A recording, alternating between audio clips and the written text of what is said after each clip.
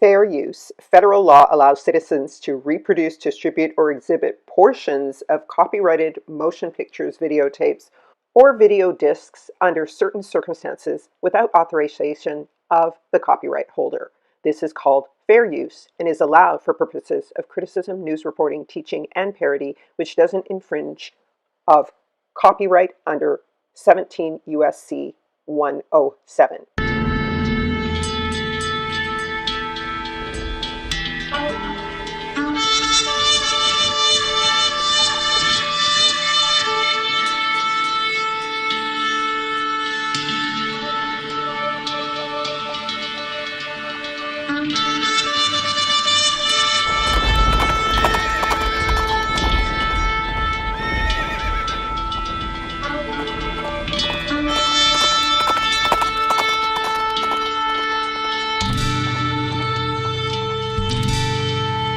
O Yahweh, Kuma, Yahweh, Wayapusto O Yazeasa, Wayanusa Misane Khabitusa. Arise of you, O Yahweh.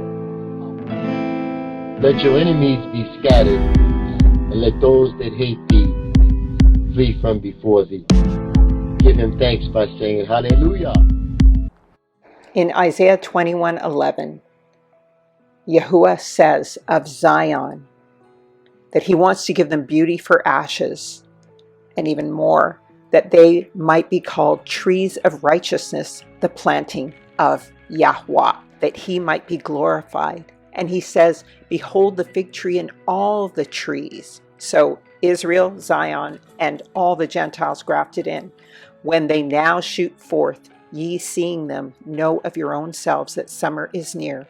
So likewise, when ye see these things come to pass, know that the kingdom of Elohim is near. Verily I say unto you, this generation shall not pass away till all be fulfilled. So everyone who woke up in these last 400 years, in these times, both Zion and the Gentiles grafted in, if you make it into the second Exodus, you will make it into the kingdom of heaven. And so just a little bit of review here. Here is Yahushua HaMashiach, who died on a tree about the 8th century, 750 AD. We had Esau's Christ come along to replace Yahushua HaMashiach with the Messiah born of the flesh, of Joseph is the daddy. And then in about the 15 to 1600s, we had Caesarea Borgia come up because Mashiach said that the Antichrist was coming very soon, very close to his time of death and resurrection. And so by the time we get to the 1600s, we have the Antichrist manifest of Revelation 13:18. It says the number of the beast is 666, which in the Greek, Alexander the Greek, Javan, is Kai Si Us, Jesus, King of the Jews. And this is about the 1600s. This is what counts us down to the last 400 years of the 400-year prophecy of Israel's release. All right? After the iniquity of the Amorite kings is fulfilled. And so remember that Yahushua died upon a tree because the firstborn son must hang on a tree. So he died in the place of Yasharel, became a curse for them. And of course, the good trees of Yasharel and the Gentiles grafted in are the ones to be prophesied to awaken at this time. We know Yahushua died in the place of the skull on top of the head of Adam near the Garden of Gethsemane to restore us to his image, the image of Yahuwah, and to restore the tree of life that is in the earth itself and everybody who is dead in the grave. And I want you to remember that he did not die on a cross. A cross is death and suffering. A wooden cross could not restore anything nor bring forth any fruit, which is why Jesus, Kai-Sius, and Esau's Christ remain always on the Catholic and Christian cross. And it only gives temporary life to the fallen is. That is why Catholic Jesus is always on the cross, ever bleeding for them to live that can never live again, the fallen ones. And this is their communion of confederacy. This is why they take communion and remember the blood all the time, because their Christs are permanently on the cross. And these are the two thieves of the cross, right? So they have to, whoever believes in these fake messiahs must choose the true one. All right? And this is why Yahushua says, take up your cross and follow me, because you want to die to yourself and you're going to have to suffer as he suffered, but only unto life from the one who died, rose, and resurrected on the tree of life. All right? For we are good trees. Fam, so I am doing this particular video and article in order to review the prophetic timeline, and also because people find it a bit challenging to look at the Hebraic timeline, because of course we've all been taught this alternate Christian biblical timeline with the Rev 2939 people being the fake people, and so looking for the wrong signs. Consequently, I want to start by saying the book of Daniel and the book of Revelation set the timeline for end times, and certain other prophetic books and prophecies actually sit along that timeline. And an important one is Zechariah. Another important one, of course, is Isaiah and Jeremiah, and many more books of the prophets. So that's how we're going to contextualize the timeline of prophecy. We're going to put it in context, really using Daniel and Revelation.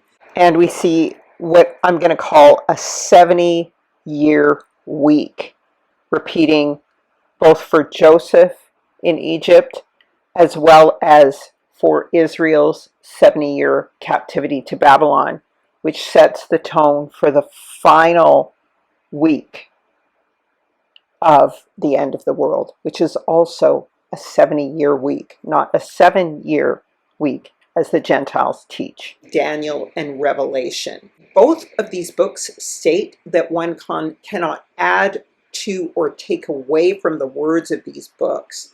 And I believe that is because you cannot mess with the timelines. And this does not mean that you shouldn't use all of them as a witness to synchronize, collate, cross-check the prophetic timeline, okay? Because I did hear someone once say that you shouldn't add to Revelation other books. No, you shouldn't add a word to it or change the words is what it means. But we will see in the next chapter of this series, as we get into entering into the kingdom, we're going to see that the major prophets are shown identical things, and even each other through the visions they're given throughout time, to affirm the idea that there is a synchronicity with all of the prophetic books along the Revelation and book of Daniel timelines that are defined. All right, I hope that's clear. So now I want to just clarify that Hebraically time is always measured in weeks of years, because time is numbered in Sabbaths, or Shabuas, 7-day weeks, the end of which the seventh day is the day of rest. It's also measured in Jubilees, which are 49-year periods made up of 7 times 7 weeks, all right? And of course, the land, like Yahweh did, is meant to rest every 7 years, and that's when the calendar resets, actually. So originally time was counted in 7-day weeks, after which Yahuwah rested, making the Sabbath eternal. Therefore, the grand Sabbath of all time is basically the 1,000-year reign. I'm just going to go really basic with this. The Hebrew calendar is exactly 364 days. That is exactly 52 weeks. So there are 52 measures of 7 in 364. Now, there is also what's called a prophetic year, which cuts out 4 days. Why is that? Because every month has exactly 30 days, except for when you transition from one season to another, so that at the end of each season, one additional day is added to transition to the next season. So a lot of times we're counting 360 days. We're multiplying into that. This is a somewhat complex science, but it's simple at the end of the day because it's about measures of 7 days. All right. So if you want to learn more about the Enochian calendar, I have a whole playlist about it. I suggest you go and watch my latest videos on it. But I just want you to understand that that is the calendar we are dealing with for prophecy. And there's exactly 12 months for the 12 tribes. Another thing I want to say is that time began to count off on the second day Yah was creating. And that's because of the known fall of two angels, Satan and Abaddon. And this explains why some theories, and of course the heliocentric timelines, talk about thousands and millions of years more than the 7,000 year calendar, okay?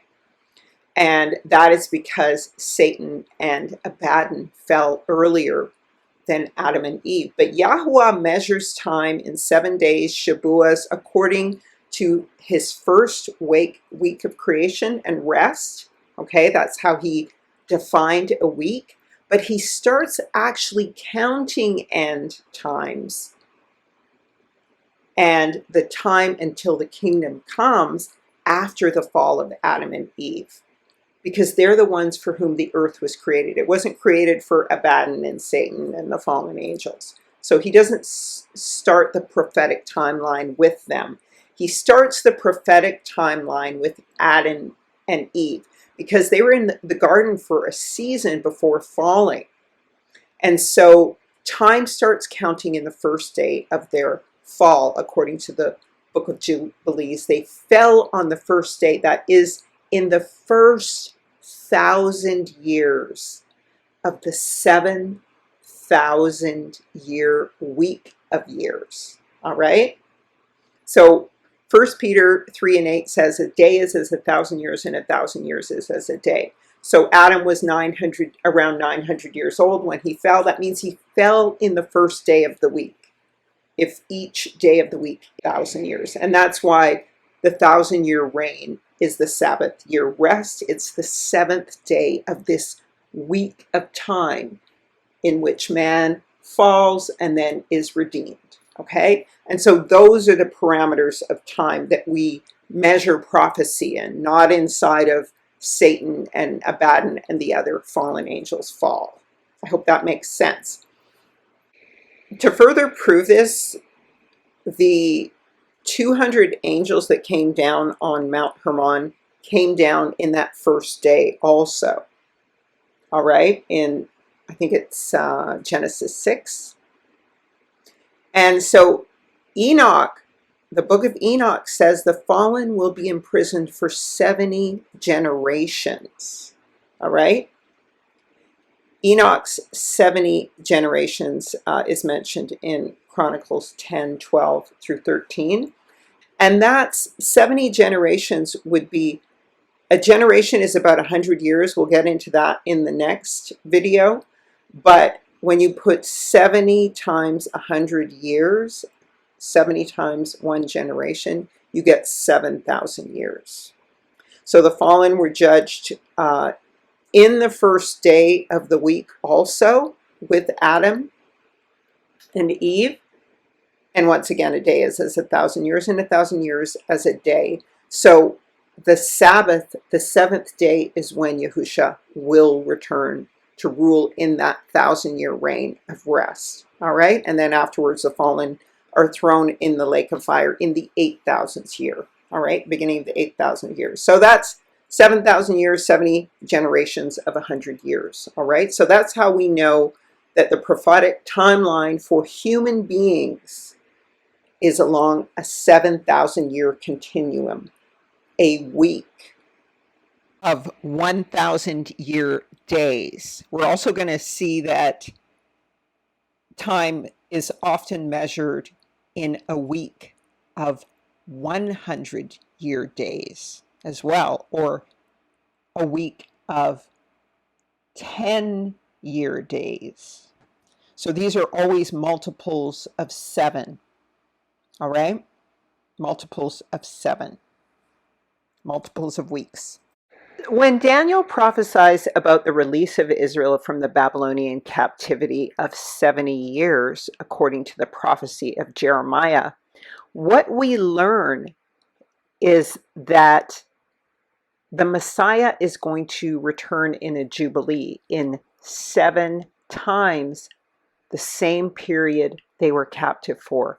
So 7 times 70 years, which is actually a jubilee of 490 years. It's just like 10 times a jubilee. A jubilee is 45 or 49 years. And so this is very significant because what it's about is it's about the fact that Israel's ability to make things right and bring in the everlasting kingdom keeps getting reset and reset again and again within a 70-year time frame. And so we're going to read the prophecy of Jeremiah that refers to this week of years, because as I said, time is measured in weeks, Hebraically. And so let's read the Jeremiah prophecy to understand fully that the week of years remaining is not 7 years as the Gentiles teach, but it is 70 years. And here's the precept for it. Jeremiah 25:11 to 13 prophesies all of Israel's first captivity. This includes Judah. This is the Babylonian captivity. And it says, the whole country will become a desolate wasteland, and these nations will serve the king of Babylon for 70 years. But when the 70 years are fulfilled, I will punish the king of Babylon and his nation, the land of the Babylonians, for their guilt, declares Yahweh, and will make it desolate forever. I will bring on the land all the things I've spoken against it, all that are written in this book and prophesied by Jeremiah against all nations. Why am I saying this? Well, notice it says all nations, and it says all of the book. All that is prophesied in the book of Jeremiah will be fulfilled. Now, he prophesies the end of the world. So that means this is a double prophecy. It's talking about the end of the world, in addition to the prophecy that happened to Babylon at the time Israel was released from their captivity to Babylon. Okay? So much of Jeremiah has yet to be fulfilled. But I want you to notice here that it is when 70 years are fulfilled. So this is basically, Israel had a week of years measured by 10, so 10 times a week of years, so 70 years, to be redeemed to their kingdom and build the temple again. This is a double prophecy, as I have said. So we're going to find out that at the end of time, there's another 70 years, okay? And this fits into the Daniel prophecy. This fits into the Daniel prophecy because he also, we're going to see, refers to a final 70 years when Mashiach comes, when Israel has to make things right. And so this 70 years is reset for the firstborn son to bring in the kingdom. And we're going to see that's going to apply to Israel, and it's going to apply to Japheth and the Gentiles. So consequently, we have 70 years for Babylon to be broken, and that is this final Babylon 5. We're in Babylon 4, but for Babylon 5 to be broken, the 5th beast. We're in the 4th beast right now. So it's not going to be 7 years as the Gentiles think. It's going to be 70 years for Babylon to be broken. But yes, we are going to see at the end of time that there is going to be a 70-year period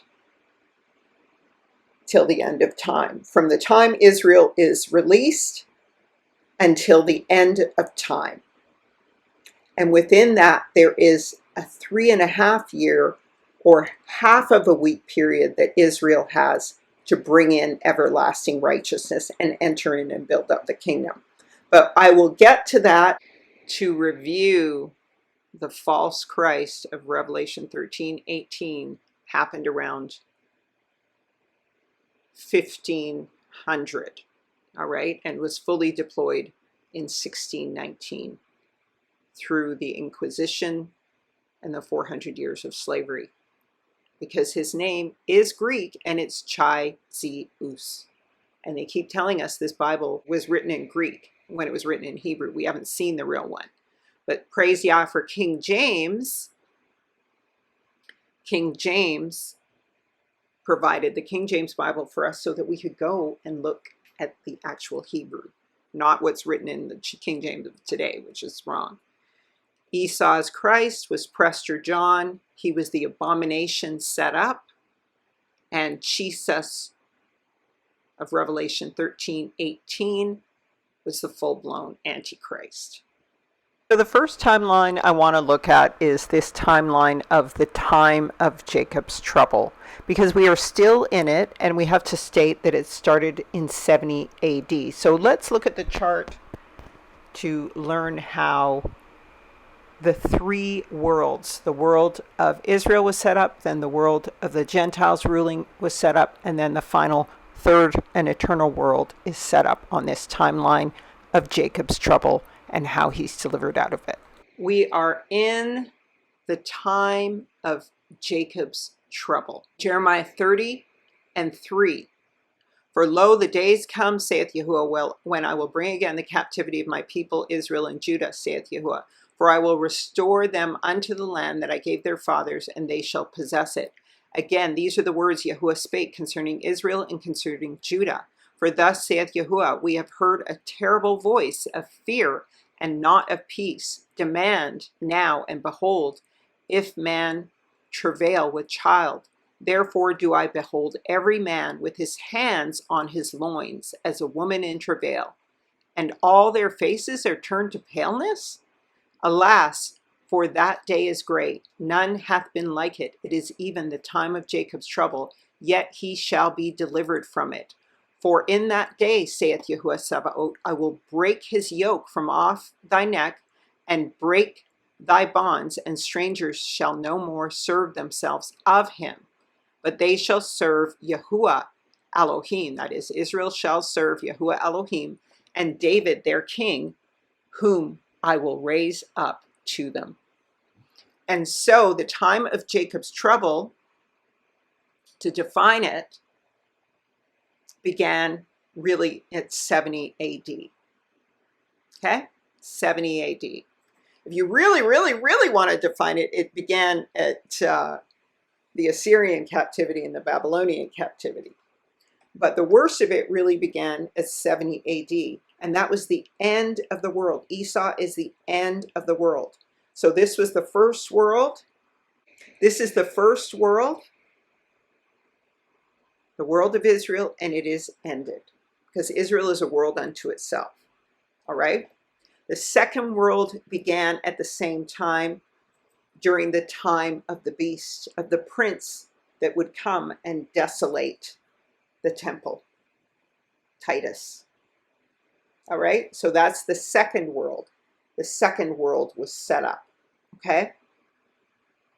And that's when the times of the Gentiles began, according to Luke 21:24, when Israel fell in 70 AD. All right? And the times of the Gentiles really began 1,260 years ago with the white-skinned Gentiles and Prester John, okay? And then the white-skinned Gentiles, Jesus, began 400 years ago. All right? And then the third world is set up during the tribulation, because what happens is that Jacob is delivered out of the tribulation period. The time of Jacob's trouble ends he is delivered out of it in the tribulation. All right? And they witness the two candlesticks, and then the Great Tribulation happens with the 5 candlestick church. Then there's the rapture. But in this mid-time, the third world is set up. Jacob's kingdom is set up that will last forever. The 144,000 transform. All right? So I hope that makes sense. First world, second world is the time of the Gentiles. Third world is set up before the Great Tribulation, 5th beast. And then the final judgment, and Yahusha comes. So I want to start with this because, behold, wherefore do I behold every man with his hands on his loins as a woman in travail, and all faces are turned to paleness. So this is our kind of our first model of a timeline. So what exactly got the firstborn son, Yasharel, Judah, Levi, and Joseph, and all the 10 tribes into trouble, into the time of Jacob's trouble? This is the law of the firstborn son. It says that if a man has 2 wives, one beloved and the other hated, and they have borne him children, both the beloved and the hated, if the firstborn son be hers that was hated, then it shall be that when he makes his sons to inherit that which he has, he may not make the son of the beloved firstborn before the son of the hated, which is indeed the firstborn. But he shall acknowledge the son of the hated firstborn by giving him a double portion of all that he has, for he is the beginning of his strength, and the right of the firstborn is his. So this is all about the fact that the firstborn son, the scripture says in Exodus 4:22, Israel is my firstborn son. And so he is the beginning of Yahuwah's strength, and he gets a double portion, and that is his right. Okay, and Shem was the firstborn son, so Shem had a double portion. Abraham came from the line of Shem, and so did Israel. And that's why Israel says, of course, this is not condoning having 2 wives. It's just knowing that these things happened. It doesn't mean that it's acceptable, right? It's just, yeah, I knew it would happen. That's why he makes a law around it. And they did have a law regarding giving a certificate of divorce. So, but if this man have a stubborn and rebellious son, which will not obey the voice of his father or the voice of his mother, and that when they have chastened him, he will not hearken to them, so this is what Israel did, then shall the father and mother lay hold of him and bring him out to the elders of the city unto the gate of his place, and they shall say to the elders of their city, his city, our son is stubborn and rebellious. He will not obey our voice. He is a glutton and a drunkard. So Levi was a glutton and Judah was a drunkard. All right? And all the men of the city shall stone him with stones that he shall die, so that thou shalt put the evil away from among you, and all Israel shall hear in fear. So the temple was thrown down. All the stones of the temple were thrown down. And if a man have committed a sin worthy of death, he shall be put to death, and thou shalt hang him on a tree, and cursed be anyone that hangs on a tree. So we know Yahushua HaMashiach, the firstborn son, hung on a tree to restore the earth and the tree of life and our own, even our very own persons. He became a curse for us, a curse for the cast out sons of Israel that would hang on a tree, and indeed also the sons of Japheth that would hang on a tree due to being cast out at this time. All right? So, and of course I already talked about how in America we have this unlimited hangout going on. And eventually Yahuwah will forgive the remnant that he preserves. But just to understand how this law of the firstborn works, and how the firstborn son kind of thing got passed down historically, we know that Yahuwah loved Jacob and hated Esau, and Esau was thrown out to be consumed in the fire of the world of the Gentiles, and to be the supreme son of Satan, actually, because he's the end of the world, according to the law of the firstborn. He married strange women, was a glutton, sold his birthright for a bowl of red pottage. He was a man of the field, not the garden. Like Nimrod, he was a hunter who flew in the face of Yah, meaning he opposed him. He even killed Nimrod, and he hunted wild meat rather than tending and raising sheep. So those who are cast out, firstborn sons cast out into the wilderness, are purified in the ashes of the fire of persecution and judgment. All right? And so, but again, the firstborn son always has this double blessing, this double portion. And so we see how the position of firstborn son cascaded down from Shem to Abraham to Isaac to Jacob to Yasharel. Let me just mention here, Reuben was not considered the firstborn son among the tribes because he, like Ham, had sex with his father's concubine. Simeon wanted to kill Joseph. He was the one who initiated all of that, so he was out of the running. Levi, unfortunately, was cursed by his father to be scattered. However, Yahuwah loved him, and this was over avenging Dinah at Shechem. And so, because Jacob didn't understand that that was Yahweh's plan, he cursed Levi because he was upset that the covenant was used to fool the man at Shechem who wanted to become part of Israel and raped Dinah. So finally, Judah gets the highest blessing from Jacob, and he is very much loved by Yahuwah because he suggested that Joseph be sold and not killed. He also offered his life for Benjamin when Joseph, the king of Egypt at the time, Pharaoh of Egypt at the time, requested Benjamin specifically. And he said to his father, I will give my life in exchange for him if anything happens. All right? And so this was pleasing to Yahuwah. Judah was pleasing to both Yahuwah and Jacob, and that's why he's got this highest firstborn king priest position. But Levi is also sort of the firstborn son, and he's the invisible firstborn son because he was pleasing to Yahuwah, but not to Jacob. Down from Shem to Abraham to Isaac to Jacob to Yasharel. And Yasharel was cut off temporarily for going after a strange god, the law of cursing against Levi and then Judah. And I've never really heard anybody discuss this. And so it's important to pay attention, family.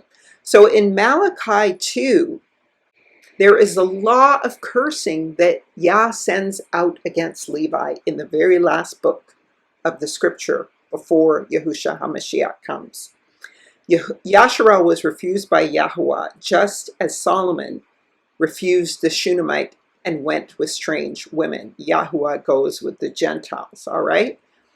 But Yahuwah refused Yasharel, so Israel was refused in righteousness. But Solomon refused the Shunammite in unrighteousness, which is why there's a judgment against Judah and Levi in the last word in the book before Mashiach's return.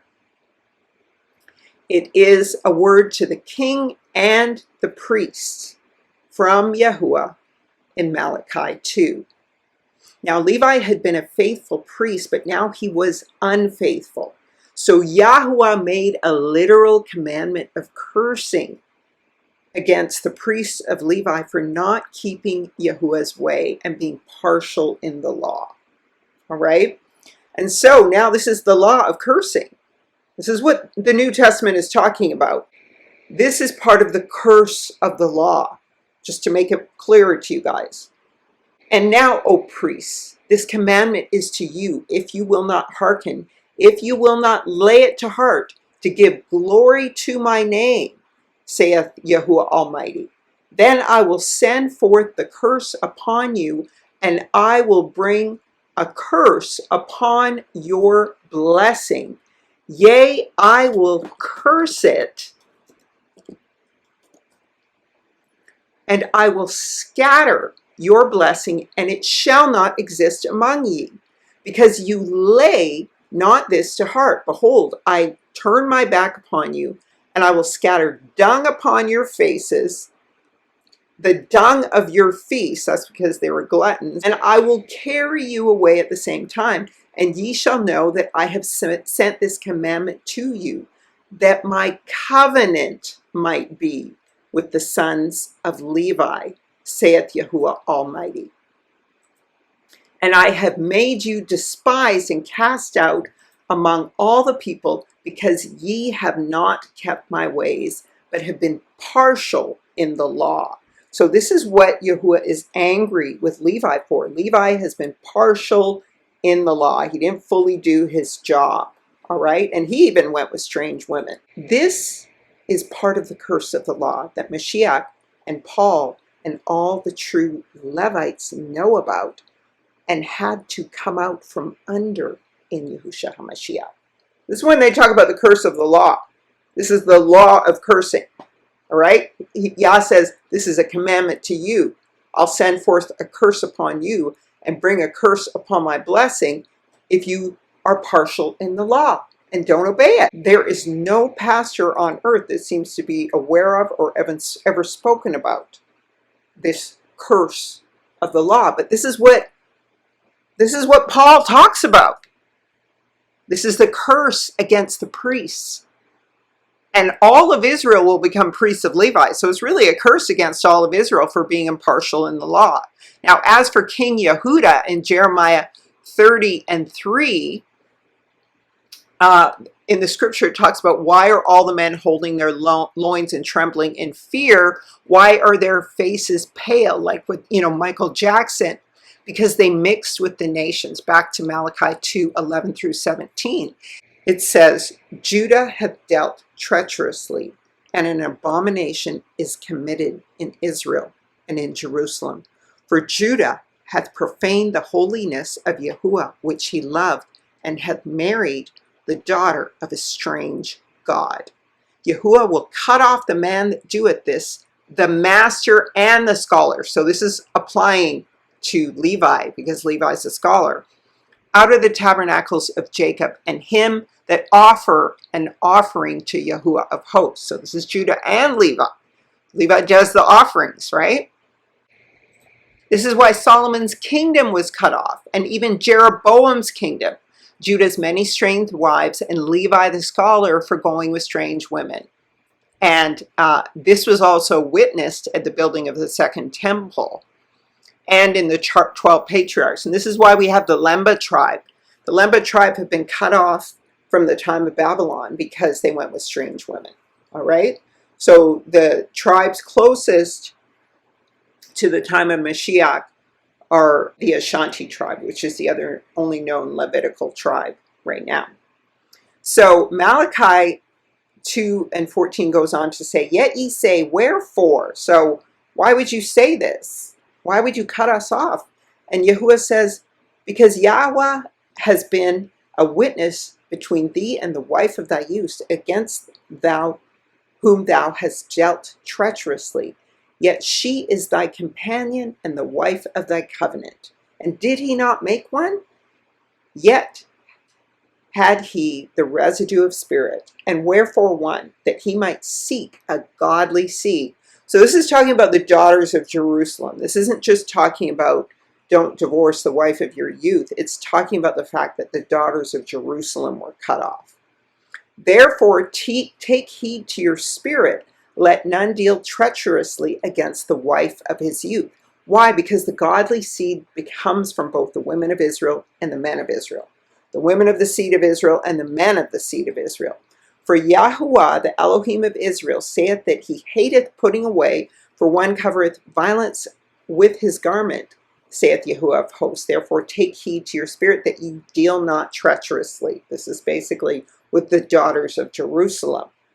Ye have wearied Yahuwah with your words, yet ye say, wherein have we wearied him?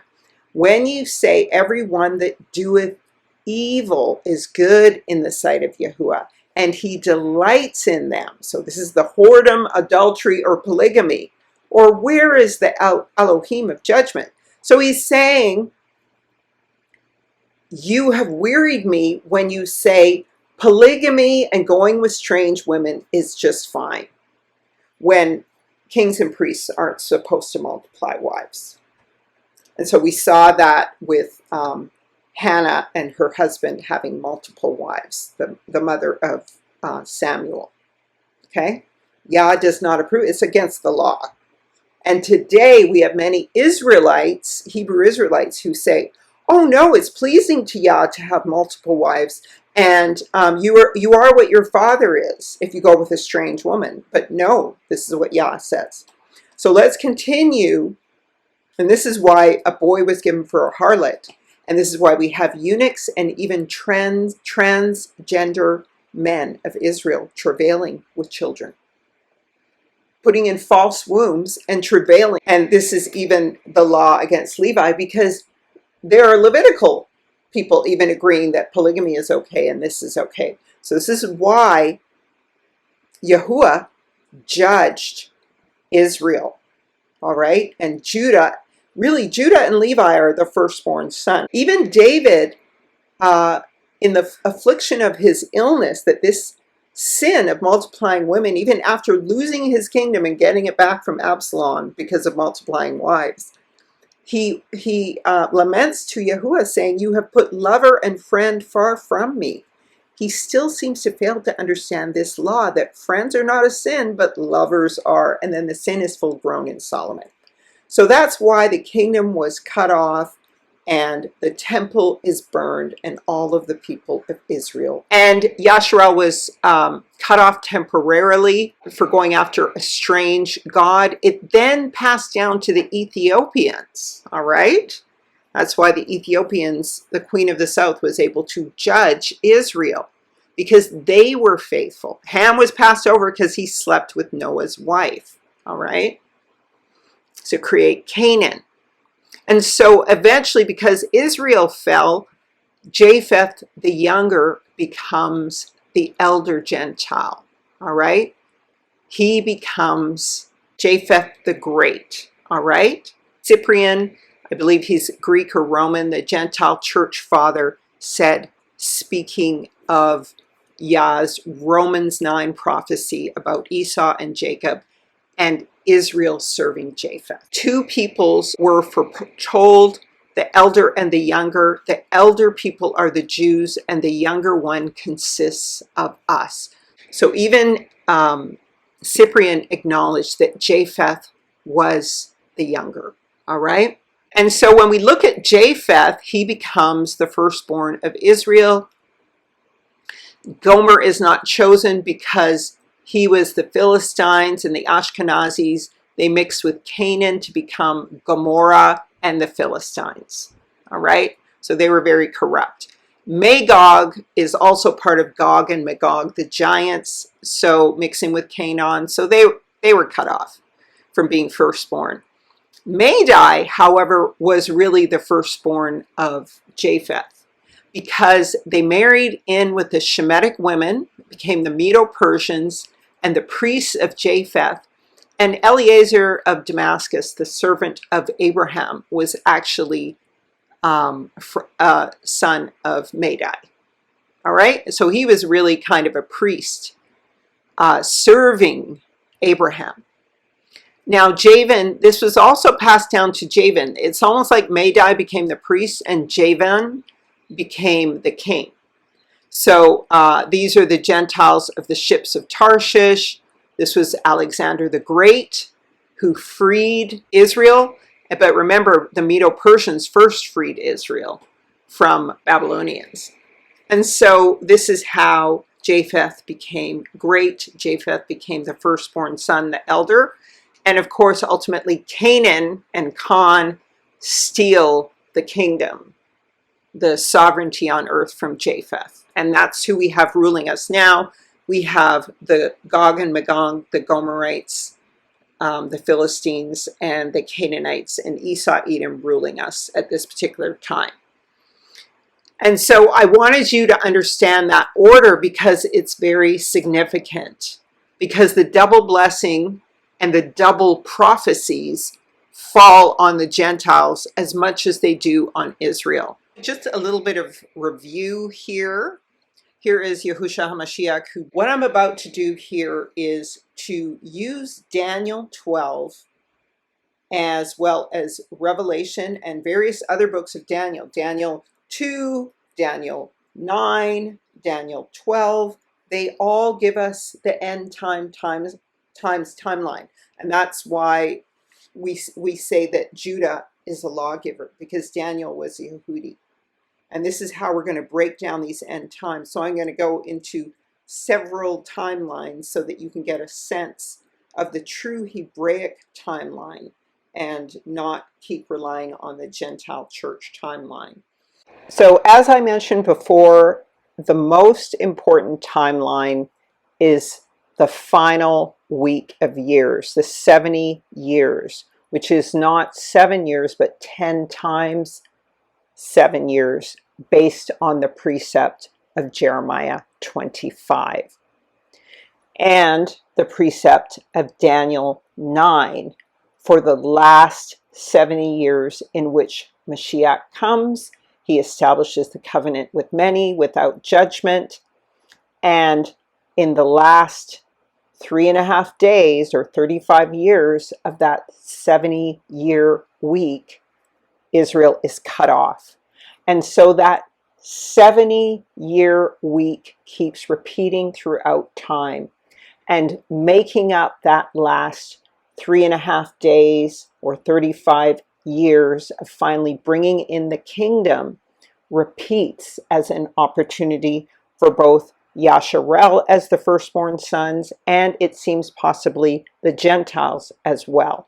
So let's get into how this works. And so the first prophecy we have to look at is Daniel 9's prophecy of the 70 weeks, and then the final 70 years, or the 7th week that Israel has to bring in the kingdom and accept Yahushua HaMashiach, which of course they fail at. But this week, this final week, keeps reoccurring, as I said. So let's look at how it's defined. So post-Babylonian captivity of Israel, the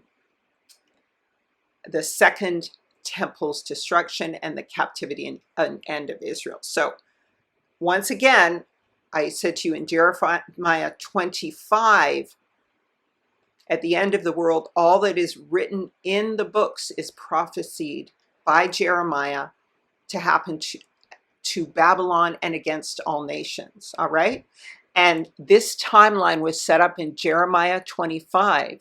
The whole country of Israel became a desolate wasteland and had to serve the king of Babylon for 70 years. But when the 70 years are fulfilled, Yahuwah would punish the king of Babylon, his nation, the land of Babylonians for their guilt, declares Yahuwah, and he will make it desolate forever, and will bring on that land all the things I have spoken against it, all that are written in this book prophesied by Jeremiah against all nations.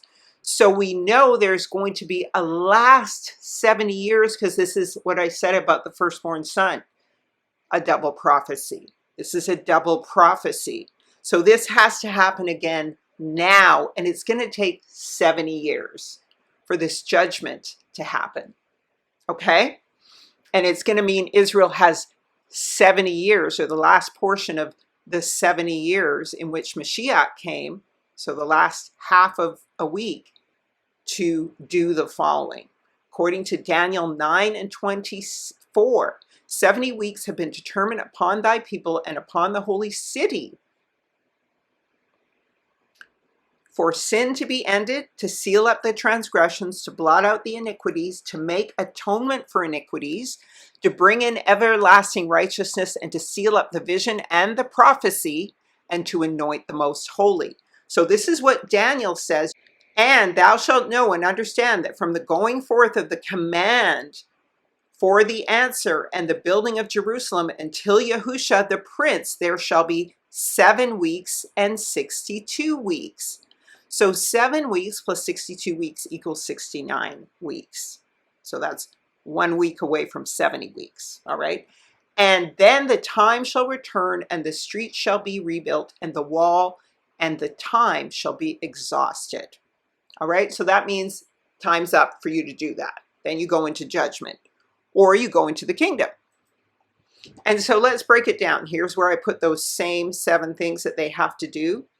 And thou shalt know and understand that from the going forth of the command for the answer and for the building of Jerusalem until Yahusha the prince, there shall be 7 weeks and 62 weeks. 7 plus 62 is 69 weeks, 1 short of 70 weeks, all right? And then the time shall return, and the street shall be rebuilt, and the wall and the times shall be exhausted. So what this is saying is that at 69 weeks, yes, Yahusha is going to come, but it says that that time will return again. This 70-week period is going to return again. So that means that the last 70 years that they were in Babylon is repeating again so that they can make things right in that 70-year time frame. It says, then the time shall return, and the street shall be built, and the wall and the times shall be exhausted. And after 62 weeks, the anointed one shall be destroyed. There is no judgment in him, and he shall destroy the city and the sanctuary with the prince that is coming, and they shall be cut off with a flood to the end of the war, which is rapidly completed, and he shall appoint the city to desolations. So after the 69 weeks, we start moving into the 70 weeks. Yahusha is born, dies, and is resurrected. And he shall destroy the city and the sanctuary. So remember, he said, I will destroy this temple and raise it in 3 days. Not only his body, but the temple of Jerusalem. All right? Along with the prince, the beast that is coming. So the beast also destroys it. Titus destroys it with Josephus watching. And the end of the war, which is rapidly completed, he shall appoint the city to desolation. So then Jerusalem is destroyed. And it says, and cut off with a flood to the end of the war, which is rapidly completed, he shall appoint the city to desolations.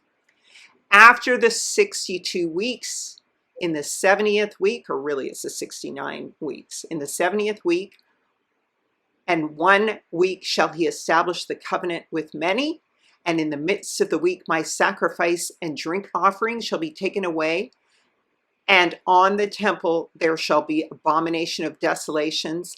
At the end of the time, an end shall be put to the desolation. All right? And so then we are in the time of Jacob's trouble. Jerusalem is besieged by Rome and destroyed. Then in Isaiah 6 and 11, Israel is scattered and destroyed. In Daniel 7 and 21, the beast overcomes Israel. Twice, we have mentioned here twice that this 70-year period that Israel went into captivity to Babylon will repeat again. So the 70-year period Israel was captive to Babylon is one marker. Then the 70-year period in which Mashiach comes after the 69th year, Israel fails to bring in the kingdom of everlasting righteousness. And so Yahusha, who has no judgment in him, he only says it's time for the Gentiles, it's time for the salvation of the whole world, he will destroy the whole city, Ichabod. In Josephus, it says that they see the actual spirit of Yah and his chariots depart from Israel at that time, and the destruction of Israel is sanctioned. And the prince that is coming, Titus, okay, the Romans begin to come with their false god. and they cut off Israel in desolations. And then he reminds us that the sacrifice and drink offering are taken away, and the temple shall be abomination of desolations. And at the end of time, an end shall be put to the desolation. All right? So the temple is struck down, but the abomination is set up. All right? But he promises that the abomination will be desolated, destroyed. Okay? I hope that's making sense. And so this is, like I said, the time of Jacob's trouble, and the people are overcome by the beast in Daniel 7:21. All right? Let's look at the timeline again. So there was a Babylonian captivity for 70 years. And then Mashiach, according to Daniel 9, came in the last 70 years of the 490 years. 7 times 70 weeks is 490 years is when Mashiach came. He was cut off in the middle of the week. All right? And then at the end of 70 AD, so that 70-year period, that 70th week, the temple was destroyed. That's what it says here. Jerusalem destroyed. Then we flash forward to the prophecy of Daniel. Just to affirm again, 1,260 years equals 3.5 years. According to a prophetic 360-day year, minus those 4 transitional seasonal days. All right? This also equals 42 months. And when we're dealing with the 70 years, the last 70 years is not 7 years, which the church teaches, it's actually 70 years. The 3.5 years again becomes 35 years. So the half of a week is 35 years, not just 3.5 years. Because we're always, the way we decode it is what? We're always dealing with multiples of 7. Time is defined by weeks. And so remember in Revelation 12 and Daniel 12, the woman is sent into the wilderness of Babylon for 1,260 days. All right? The 2 witnesses also prophesy, all right, according to Zechariah and Revelation. I think it's Revelation 11 or 10, for 1,260 days, 3.5 years. Okay? Then all these things are finished after 1,260 days, 3.5 years, or 3.5 days, right? Family, this is all multiples of. And another convention is the 3.5 days, because the witnesses, the woman, they go into captivity for 3.5 days. The 2 witnesses die for 3.5 days. Mashiach returns after the 3rd day, 3.5 days. So this is how we bounce around between these time conventions. Like I said, it's not easy to do, and that's why not everyone should be teaching. It's very complicated stuff, but it would be simple if we didn't learn wrong first instead of right. And then the daily sacrifice is taken away, and the beast is set up for a total of 1,290 days. So we have 30 more to go. We've gone through 5 of them. We have 30 more to go. So we have 30 to 35 days to go, according to Enochian or Gregorian, depends. So there is like a 30-day period for Israel to be released back to the land. All right? And then blessed is he who makes it to the 1,335th day. Seems to be the end of the world. Possibly it's the rapture, but I'm guessing it's the end of the world. And so remember, in Daniel 12, Daniel was concerned about the end of all things. And so he says, "And I heard the man clothed in linen, which was upon the waters of the river, when he held up his right hand and his left hand unto heaven, and swear by him that liveth forever, that it shall be a time, times, and a half, when he shall have accomplished to scatter the power of the holy people, all these things shall be finished." So we're looking for a time, times, and half a time. That's 1,260 years to know when the scattering is completed and the end of the world begins. All right? That is literally still the time of Jacob's trouble. So I'm going to deal with these things in pieces. And then he understands not. So he says, "What will be the end of these things?" And the angel says, "Many shall be purified and made white and tried, but the wicked shall be wickedly, and none of the wicked shall understand, but the wise shall understand." So if you understand what I'm teaching you here, you are wise. "And from the time that the daily sacrifice shall be taken away, and the abomination of desolation that maketh desolate is set up, there shall be 1,290 days. So I'm going to break this down on the chart in a second. But so remember, 1,260 days, 1,290 days is the length of the abomination of desolation being set up. So sounds like from the time of the awakening of Israel and potentially leaving the land, there's a 30-year period while the beast is still active. All right, 1,260 to 1,290. Now, Revelation 12:12. "Blessed is he that waiteth and cometh to the 1,305 days. But go thy way till the end be. For thou shalt rest and stand in thy lot at the end of the days." So we now have a third parameter, 1,335 days.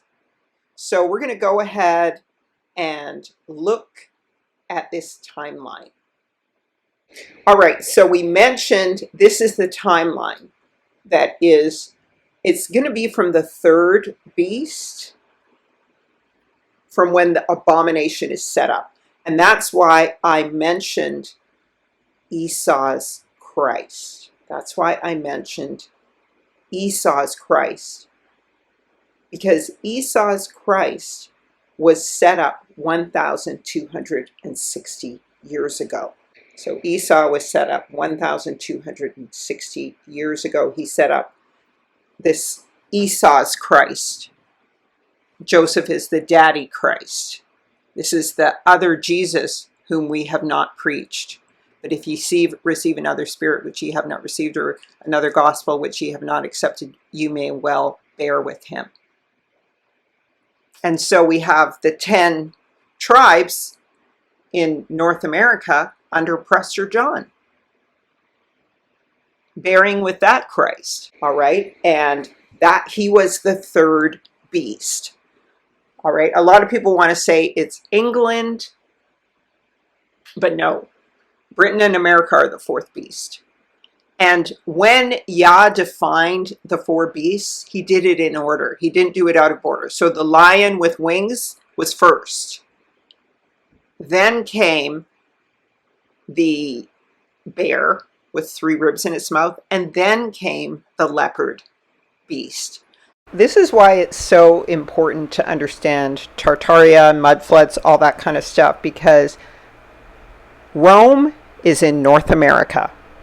As I always say, 35 days for Paul to get there from Egypt, the region of Egypt, all right, or so-called fake Israel today, 35 days by ship. It takes about 15 to 20 days nowadays by ship. And so why do I say that? Because Rome was removed from the west to the east, to so-called Western Europe, which is North Africa, which is the east. It was set up in Constantinople and then expanded into Sumeria, which is currently what they call Italy and Western Europe. That's why it flew across the waters, its wings were plucked off, and then it was given the appearance of Hamashiach. It was looking like it was worshiping Yahushua Hamashiach, but it was the beginning of the creation of a false Christ, the beast, which is what Yahushua says in the Daniel 9 prophecy. So that was Esau's Christ. Yah always does these things in order. Order is important in Scripture. So Esau's Christ was the third beast, and then the fourth beast was set up. Jesus, Kai Zeus, the fourth beast of Revelation 666, which is Britain, America, Western Europe, South Africa, and Australia. All right? So this is the Huns. But this is what we're going to look at. We're going to look at this 1,260 year period to here. Then we go to the 1,290 year period. And then we go to the 1,335 year period. And these are our parameters. But I want to begin first with the prophecy in Daniel 9 of the 70th weeks. The 70 weeks, the 7 times 70 weeks after the second temple is built, wherein Israel anticipates the coming of Yahushua HaMashiach comes. This is their last 70th week to set up the kingdom. Then we go from the Jubilee year of Mashiach's arrival, death, and resurrection, and him being cut off in the middle of that week, forward to the Daniel 12 prophecy of the end of the world, the end of the scattering of Israel, the beginning of the new kingdom, the time of the mark of the beast, and the end of the world when Mashiach returns.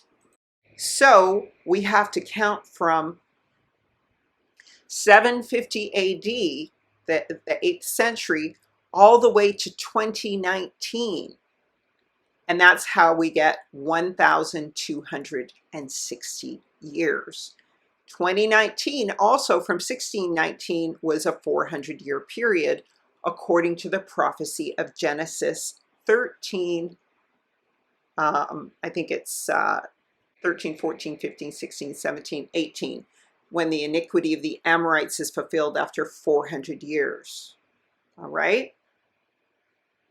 And so this time period is 1,260 years to the awakening. All right? And that's when everyone wakes up.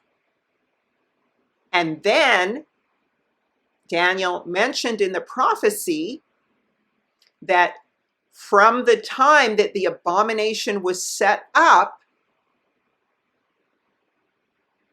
it would be 1,290 years. So from the time that the abomination was set up to 1,260 years, the scattering of the children of Israel would be accomplished, and then all things would be finished. That was 2019. Now there's a cushion of 5 years in here. That's why it says 75 years. And that's because of a discrepancy. There's a 5-year discrepancy between the Gregorian calendar and the Enochian Israelite calendar. So Yah is given a 5-year grace period, which also fits into, if you divide the 70 years, the 70th week, the 70-year period in half, what is it? 70 divided by 2 is 35. 35, that's 3.5 days. That's half a week. And that's how much time after the death of Messiah, midway through the 70th week to the end of 70 AD, that's how much time. Half a week is the amount of time Israel has, 35 years, to what? What does the prophecy say? Israel has the last half of the week since Messiah was cut off for sin to be ended, to seal up the transgressions, to blot out the iniquities, to make atonement for iniquities, and to bring in everlasting righteousness, to seal up the vision and the prophet, and to anoint the most holy. Yasharel sets up a kingdom, Daniel 2:44 and 7:22, sets up and possesses the kingdom that will never be destroyed between the fourth and the fifth beast. And they have 3.5 days. They have 3.5 days or 35 years, because we're dealing with 10 times a week, right? So 70 years, 10 times a week of years, so that's 70 years. They have 35 years or 3.5 days to do those 7 things, to set up the kingdom that will never be destroyed. All right? And so from 1,260 years to 1,290 years is 30 years. And we have a 5-year cushion of discrepancy between the two calendars that we add in. All right? I hope that makes sense. And so the period from the third beast, the setting up of the abomination of desolation that Esau set up, goes all the way to 1,290 years. And since we don't have the mark yet, the mark's going to come in this time frame, in this 30-year time frame, between 30 to 35-year time frame between 1,260 years and 1,290 years. This week and a half period. So as the Gentiles think it's 3.5 years, no, it's 35 years. It's 35 years. Yah is coming for destruction. This is the day of Yahuwah. The day of Yahuwah kicks off the deliverance of Israel and them rising up to defeat Babylon and then go and defeat Edom in Africa. Okay? He is the catalyst. The day of Yahuwah, you're going to see him standing in the midst of the sea. All right? The angel of Yahuwah. That's the day of Yahuwah. Yahusha comes at the end. Okay? But they're all the same person, just different manifestations. So 1,260 years the beast is set up and the scattering complete. 1,290 years is the time of the mark. All right? And then the 5th beast is set up when Israel leaves. And that beast is allowed to overcome the Gentiles. Israel and Ethiopia are 2 candlesticks. There's 5 candlesticks left. Okay? These are the 5 Gentile churches. And this is who the beast of Revelation 12 goes to war against, this remnant. This is the Gentile remnant still in the earth. And they're dealing with the mark of the beast. All right? Israel still has to fight it because they leave in this time frame. So they still have to resist it. But the Gentiles will go through it until it is over. It will be ended because Yah is destroying the beast in these seasons.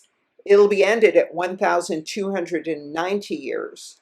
And then all of time ends at 1,335 years. So somewhere between 1,290 years and 1,335 years is the rapture.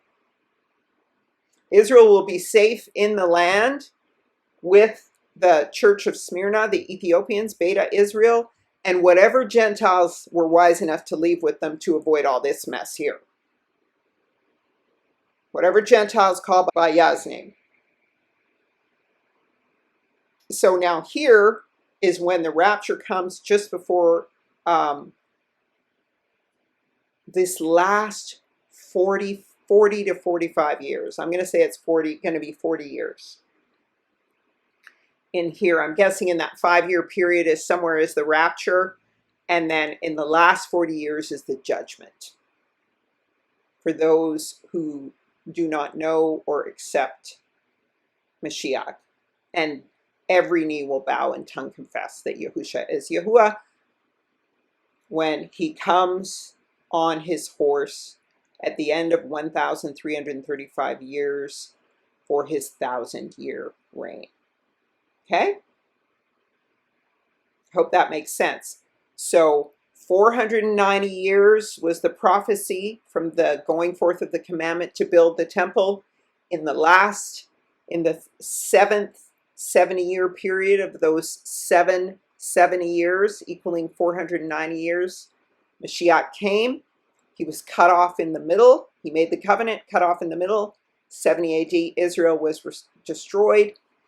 So the last half of this 70th week had to be done as a redo.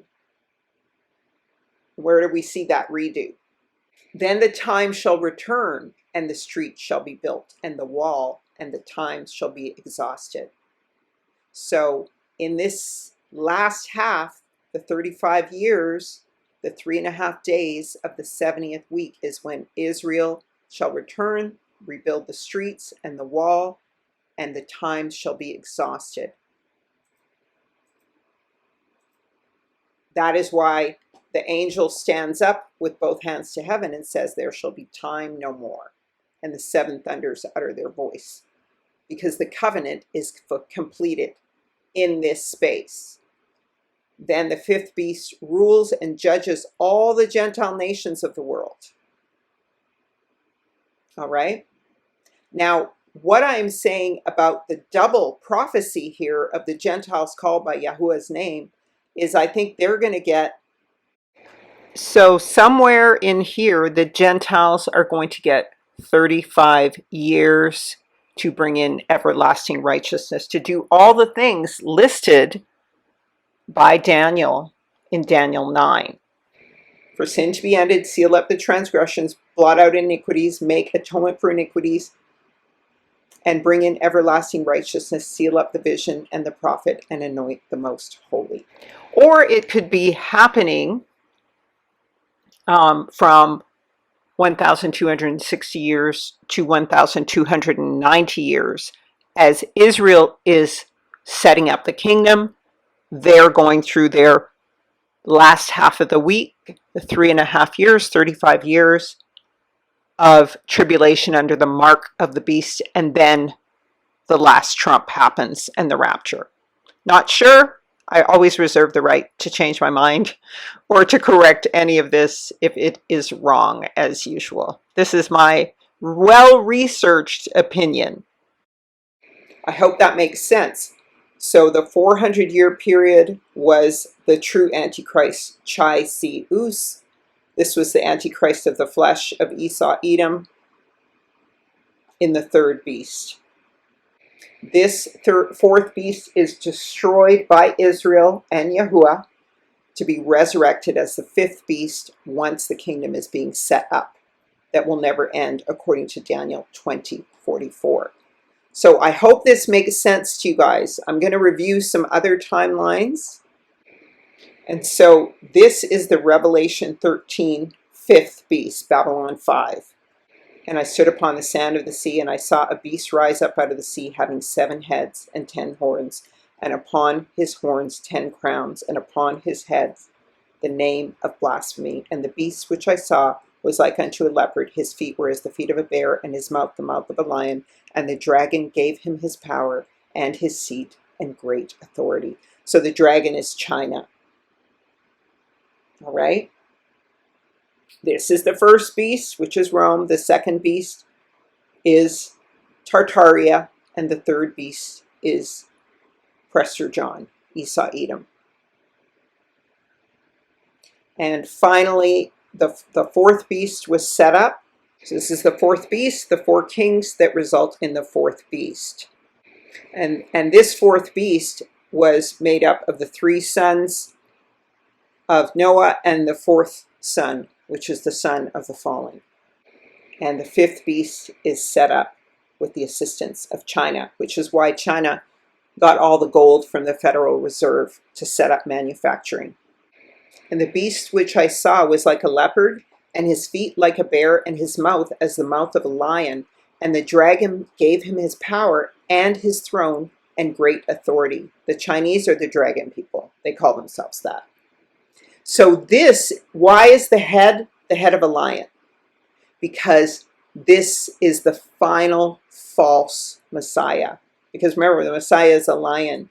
So this is when the true final Antichrist, spirit and everything, the chip, will come in. All right? And so this is why he has 6 heads. All right? 666. And I saw one of his heads as it were wounded to death, but his deadly wound was healed, and all the world wondered and followed the beast. So, family, don't we know that people were already being chipped in 2019? In this 5-year period since 2019? So we're already in the chip phase. And in this chip phase, who got wounded in the head? One of the heads, Trump, allegedly. And they worshiped the dragon, which gave power unto the beast. And they worshiped the beast, saying, who is like unto the beast? Who is able to war with him? Okay? So the dragon is China, who just took over TikTok, which was the most powerful form of social media. America took TikTok from China. China gave TikTok to America. And there was given unto him a mouth that spake great things and blasphemies, and power was given unto him to do 2 and 40 months. 2 and 40 months is 3.5 years. That's 3.5 years. 1,260 days, 3.5 years. Okay? So this is the last half week of this 70 weeks. We have to times it by 10, right? This is 3.5 years, so 35 years. So he is going to be doing, this is the beast in action for the 35 years. And he opened his mouth unto blasphemy against Elohim, to blaspheme his name, his tabernacle, and them that dwell in heaven. And it was given unto him to make war with the saints and to overcome them, and power was given him over every kindred, tongue, and nation. So this is all the Gentiles are not benefiting like they were from the 4th beast and Israel being captive. Now the Gentiles are being judged, and they're in their tribulation. The Gentile church is in their 70th week. Okay? And so we have the 5 candlesticks of the Gentile churches, and they're in this period of tribulation, in the times, and half a time. And they are overcome just because they have to go through slavery, everything Israel went through to become Israel. So they have to be overcome like Israel was. But it's going to be such a severe judgment that it's only going to be 35 years instead of the 400 years Israel underwent. So once again, just confirming that the 400 years of slavery did not happen in Egypt, all right? Did not happen in Egypt. All right, so here if we look at this chart, we see that they were in Egypt for a maximum of 270 years, with only 215 of those years being in bondage. And the Levitical priesthood line is the measure of this. Joseph ruled for 70 years. Interesting. There's the 70 years of captivity beginning again. All right. The 70 years. And then the sons of Aharon lived about 137 years after the death of Joseph. And then Moshe is 80 years old. And then the children leave Egypt. And so they were in Egypt for a maximum of 270 years. So you can go ahead and pause to read this, also in the calendar. All right. And remember, it says that from Abraham to the release from Egypt, it was 430 years, says Galatians. And so that would mean, since he wasn't in Egypt, some people will say from the sojourning of Abraham, he went into captivity, then Isaac did, and then Jacob did, and then no, because it's captivity to Egypt alone, not to Laban. All right? Hope that makes sense. And so again, I just want to confirm with you, bookending Deuteronomy 28:68, Yahuwah will bring thee into Egypt again with ships by the way whereof I spoke, and I said unto thou, and thou shalt see it, Israel, no more again, and there you shall sell yourselves to your enemies for bondmen and bondwomen, and no one shall redeem you. Okay? And we know it's Yahuwah who brought Israel. Why? Because in Exodus 19, the first Exodus, you have seen what I did unto the Egyptians and how I carried you upon eagle's wings and have brought you unto me. So eagle's wings are what bring Israel back to Babylon. So Yahuwah did it, and no one was there to redeem them. And how do we know that the woman was brought by an eagle to Babylon? Revelation 12:14. And to the woman were given 2 wings of a great eagle, that she might fly into the wilderness, into her place where she is nourished for what? 1,260 days. Times, and half a time from the face of the serpent in Babylon. Revelation 13:18. Chai zi us. Jesus.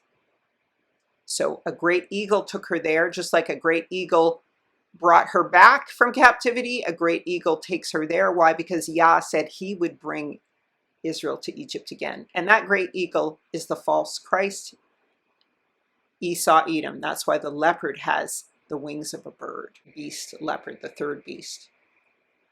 When the abomination of desolation is set up by Esau Edom. All right? And Micah confirms that Israel would be delivered from Babylon. So Micah 4:10, 2 chapters away from, Judah and Levi and even Joseph, going with their strange women and getting the law of cursing put on them. Be in pain and labor to bring forth, O daughter of Zion, like a woman in travail. For now thou shalt go forth out of the city, thou shalt dwell in the field, and thou shalt go even into Babylon, and there thou shalt be delivered. And Yahuwah shall redeem thee from the hands of thine enemies. So Yahuwah said he would bring them back to Egypt again. No one would redeem them, but Yahuwah will redeem them in the land of Babylon, to which they were brought on the wings of the eagle of Yahuwah and the eagle Esau Edom. All right? Daniel 7, and after this I looked, and there was another leopard which had on its back 4 wings of a bird. And this was the Arab slave trade. Prester John ran it. He was the third beast who set up the false Messiah 1,265 years ago. All right? And Yahuwah shall redeem from this captivity. All right? And so that's why we have Yahuwah here, the day of Yahuwah, and then we have fire, fall, brimstone, all of it, and that's when the 144 will rise. And Judah will be a giant's sword, and they will beat the nations in Babylon with their flinty hoofs, okay, and leave. And so this is the timeline we are going to explore and beyond. And we are starting at the 1,260 year mark, at the end of the 1,260 days, which would be 2019 around. Once again, we go to Daniel 12, 1,260 years ago, 1,260 days. And so by 2019, which is either this year according to the Enochian calendar or 2019, 5 years ago, according to Daniel 12:6, he accomplished to have scattered the power of the holy people, and all these things shall be finished. So the end began in 2019, or now if you're looking at the Enochian calendar, okay?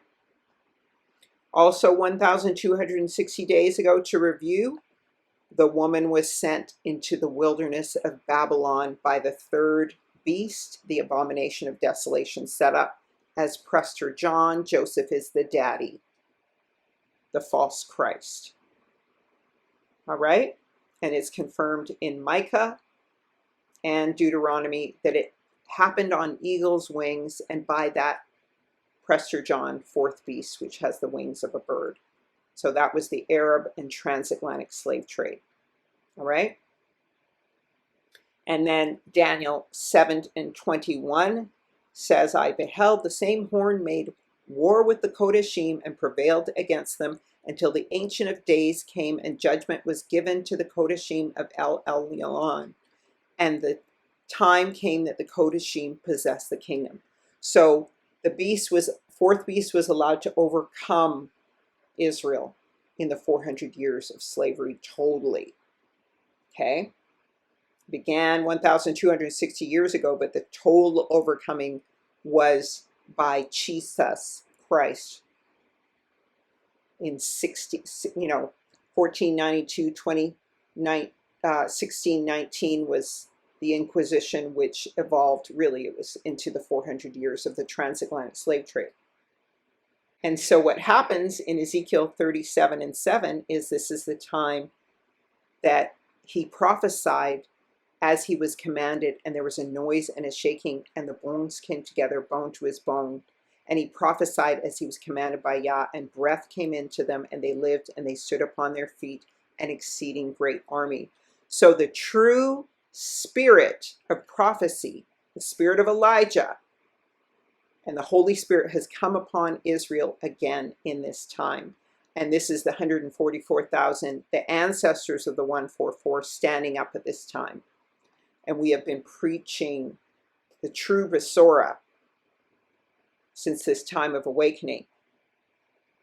And so Israel will be released, and then according to Revelation 12:15, and the serpent cast out of his mouth water as a flood after the woman, that he might cause her to be carried away of the flood. And the earth helped the woman, and the earth opened her mouth and swallowed up the flood, which the dragon cast out of his mouth. So this is the whirlwind of the four carpenters coming to both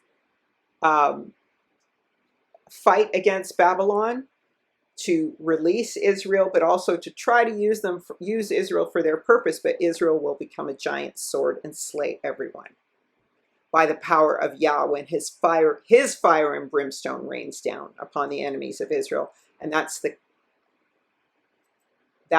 key for the rise of the 144 generation. Daniel 4:22. And in these days of these kings shall the Elohim of heaven set up a kingdom which shall never be destroyed, and the kingdom shall not be left to other people, not to the Gentiles, but it shall break in pieces and consume all these kingdoms, and it shall stand forever. So I was going to show you guys this last week. I've had this for a while, but it's a lot. And so as Israel is setting up this kingdom by the power of Yah, Revelation 12, and the dragon was wroth with the woman and went to make war with the remnant of her seed, which keep the commandments of Elohim and have the testimony of Yahushua HaMashiach. So now this is when the Gentiles, called by Yahuwah's name, are in the unlimited hangout. They will be hung up as the firstborn son, and they are in their 70th week, and they are in their final three and a half years, when it was given unto the beast to make war with those saints, to overcome them, and power was given to him over all kindreds and tongues and nations. So now the three sons of Japheth are completely overcome. And I'm going to guess even the sons of Satan, because he even oppresses his own children. And so here we have the 5 candlestick church, right? The last 5 churches left out there, because the Church of Philadelphia is Israel, and the Church of Smyrna gets to come in early too. That's Beta Israel, the Ethiopians. And so here, and from that time, the daily sacrifice shall be taken away, and the abomination that maketh desolate set up, and there shall be 1,390 days. So up until the 1,290th day, 30-year period, week and a half for the Gentiles to deal with the mark. all right, the Gentile churches. And then will come the rapture at the final trump in 1 Thessalonians 4:17. And Yahuwah himself shall descend from heaven with a shout and the voice of an archangel and with the trump of Elohim, and the dead in Mashiach shall rise first. So that's the 144, the 1,260 years ago, and the people persecuted in the Inquisition and transatlantic slave trade. Then we, which are alive and remain, will be caught up with them also to the clouds to meet Yahuwah in the air, and so we shall ever be with Yahuwah. So that is on the mount of the kingdom that has already been set up by the Israelites who are dwelling there in safety. And then you have the great judgment, which all the Gentiles who have not received Mashiach did not have. These are the 5 virgins that had oil in their lamps at the rapture. The ones who did not will go through the judgment. And at the end of 1,335 days, Mashiach comes. Because these ones go up, all these remnant people, they go up with Gog and Magog to try and fight against the kingdom of heaven. They go and try to locate the kingdom which is set up that will destroy and consume all the other kingdoms, where people dwell in a city without walls, in peace, in a hidden place.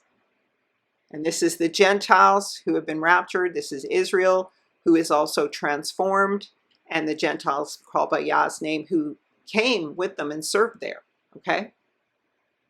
And these Gentiles as well. And so that's when Yahusha comes, all right? So we'll do a little bit of review of this in the next one, because we're going to go into the kingdom. All right? We're going to go into the kingdom. But we have a little more, we'll have to touch on some of this because we have a little bit more preamble to go into before entering into the kingdom. So I hope this makes sense, family. Put your questions on the comment leaderboard. Put them in the chat if you have questions, and I will endeavor to answer them on the leaderboard when if the video has ended. And so I hope that makes sense to you, fam. I hope it makes sense. The 70th week. The 70th week. All right? So 70, or it should be, I should call it the 70-year week. The 70-year week. The 70-year week is very important, because the last epoch of time until the end of the world is a 70-year period. Even Joseph was in Egypt, Babylon for 70 years.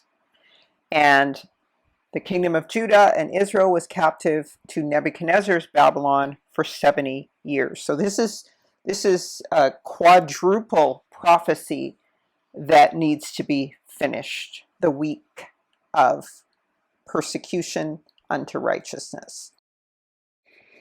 The 7th week is 70 years. The 7th week is 7 years. And so once again, family, the 7th week is 7 years.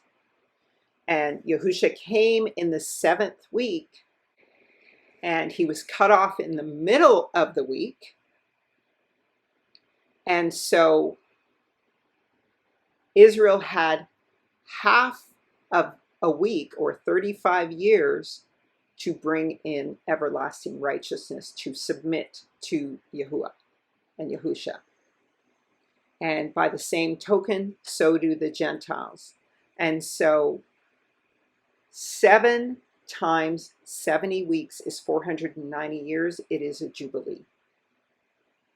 And Yahusha came in the 7th week. He came in the jubilee week. He came in the jubilee week, the 7th week, and was cut off in the middle of it. and Israel failed to bring in the kingdom. But that was the plan, because the Gentiles got to have their kingdom reign. All right. So it says, from the going forth of the command for the answer in the building of Jerusalem until Yahusha the prince, there shall be 7 weeks plus 62 weeks. All right, so 62 plus 7 is 69 weeks. And then the time shall return, and the street shall be built, and the wall, and the times shall be exhausted. So in this last, after the 62 weeks, in the 70th week, in 1 week shall he establish the covenant with many. In the midst of the week, my sacrifice and drink offering shall be taken away, and on the temple shall be the abomination of desolations, and at the end of the time, an end shall be put to the desolation.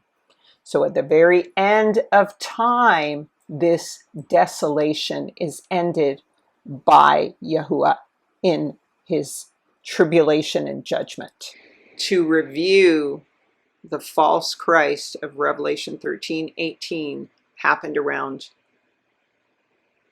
1500, all right, and was fully deployed in 1619 through the Inquisition and the 400 years of slavery, because his name is Greek and it's Chai Zeus.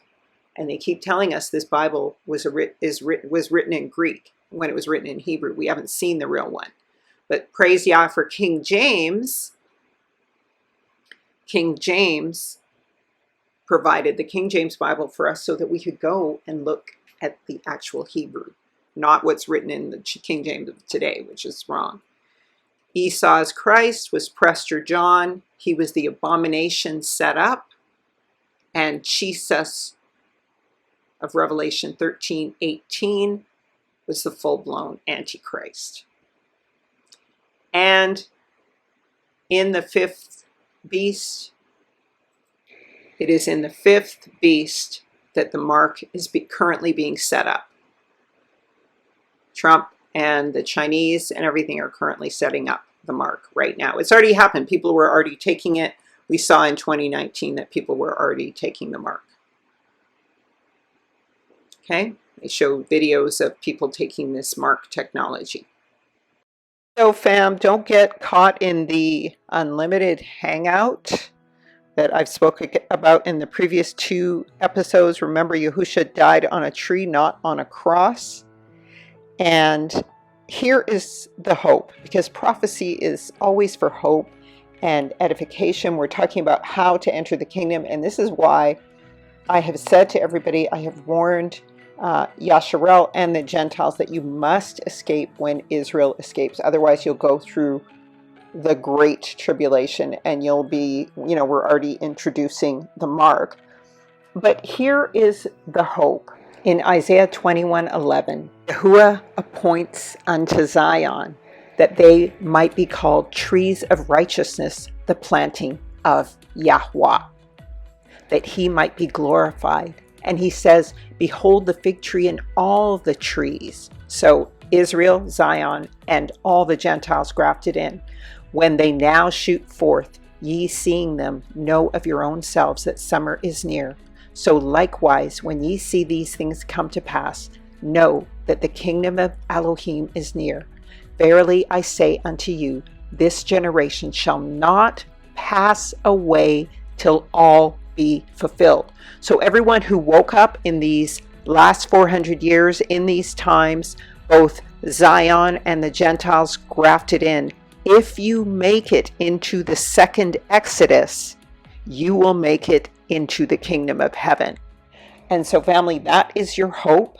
And this is the timeline that you should pay attention to. May Yah bless you and keep you and cause his face to shine on you. May he be gracious, lift the light of his countenance, and give you shalom. Be sure to go to intoalltruth.net to pick up the Moedim Appointed Times calendar, as well as Chaya Eat, Life, and Fast, the Hebraic Lifestyle and Cookbook. It's also a health book to help you with your natural health, the Hebraic way. according to the ways taught to Noah. Arise up you, O Yahweh. Let your enemies be scattered, and let those that hate thee flee from before thee. Give him thanks by saying, Hallelujah.